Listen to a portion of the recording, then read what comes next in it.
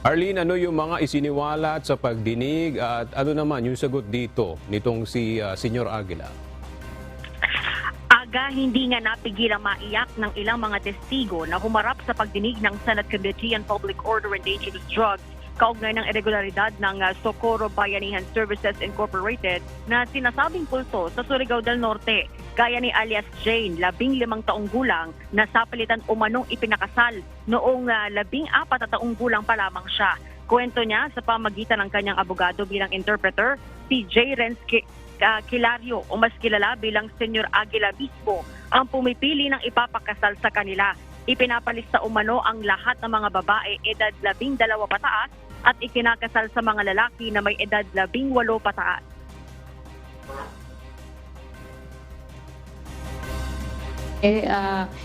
Ikaw, paired ka nitong isa.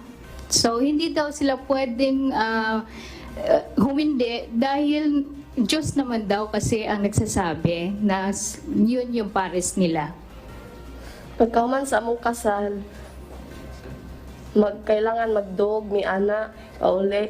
Sunod, pagkaugma, ipatawag tanan ijang giminjo, dyan na himuon nga counseling, nga muingon sila nga, kailangan imo na ng kwaon ng imong asawa kay authorize na nimong kwaon kay minjo naman mo. So, after sa kasal, kailangan silang magsiping. At sinabi daw ni Jerence na pwede authorized ka ng kunin or rape yung yung wife mo kasi kasal naman kayo. Nga na among tulo ka adlaw, di may makuha nga mi ka Diyos. Kailangan daw makuha sila in 3 days, otherwise they will be called na nag-adyos. So sinasabi na nagkakasala sila pag hindi sila pumayag na i-sex ng kanilang mga husbands, Your Honor. Gadagdag niya, kapag hindi sila sumunod sa mga utos ni Senyor Aguila, pinaparusahan umano sila. Depende sa magiging resulta sa roleta, gaya ng umano'y pagpalo ng paddle at pagbabawalang lumabas. Tumakas-an niya si alias Jane dahil sa pagod sa pinapagawa sa kanila at dahil hindi sila pinapayagang mag-aral. Samantala humarap din si alias Renz na 12 taong gulang na sinanay umano para maging sundalo at sako-sakong armas din umano ang nakita niya. Imbes na pag-aralin, pinapakuha umano sila ng buhangin para gamitin sa kanilang barak.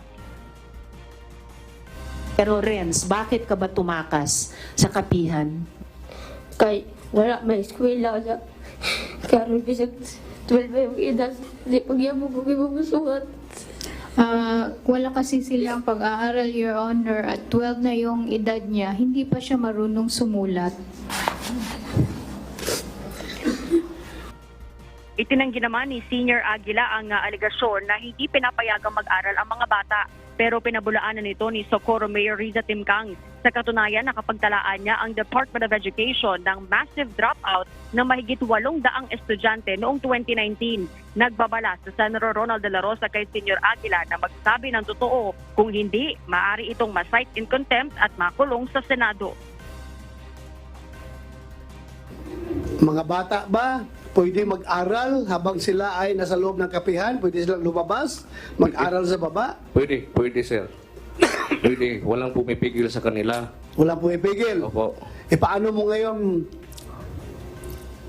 paano itong sinasabi nila na hindi sila makalabas? Hindi po yan totoo sir.